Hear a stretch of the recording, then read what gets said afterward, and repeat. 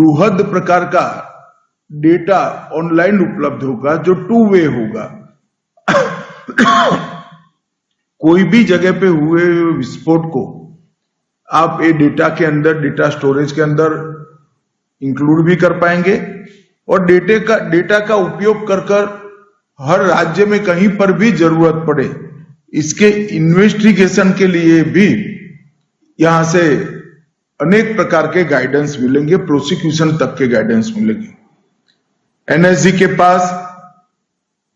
जो डेटाबेस है बम विस्फोटों का, उसमें 1999 से सभी बम संबंधी डेटा यहां पर उपलब्ध है और अब इसकी पैटर्न, इसकी एमओ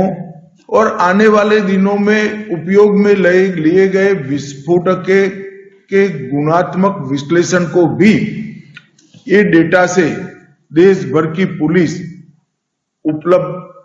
कर पाएगी। घटनाओं की आपसी लिंकिंग एमओ के आधार पर, सर्किट पद्धति के आधार पर और समग्र प्रवृत्तियों को उसके ट्रेंड से समझने में इससे एक बहुत बड़ी सहायता मिलेगी। एनआईडीएमएस एक सुरक्षित राष्ट्रीय डिजिटल प्लेटफॉर्म है जिसके माध्यम से देश भर के बम विस्फोटों के सटीक एनालिसिस को संगठित करना, संकलित करना, मानकीकृत संयोजन करना और सुरक्षित तरीके से इसको सबके साथ साझा करना, ये प्रक्रिया एनआईडीएमएस से एक प्रकार से मजबूती के साथ प्रस्तापित होगी। बृहद प्रकार का डेटा ऑनलाइन उपलब्ध होगा जो 2 वे होगा। कोई भी जगह पे हुए विस्फोट को आप ये डेटा के अंदर, डेटा स्टोरेज के अंदर इंक्लूड भी कर पाएंगे और डेटा का उपयोग कर हर राज्य में कहीं पर भी जरूरत पड़े इसके इन्वेस्टिगेशन के लिए भी यहां से अनेक प्रकार के गाइडेंस मिलेंगे, प्रोसिक्यूशन तक के गाइडेंस मिलेंगे। एनएसजी के पास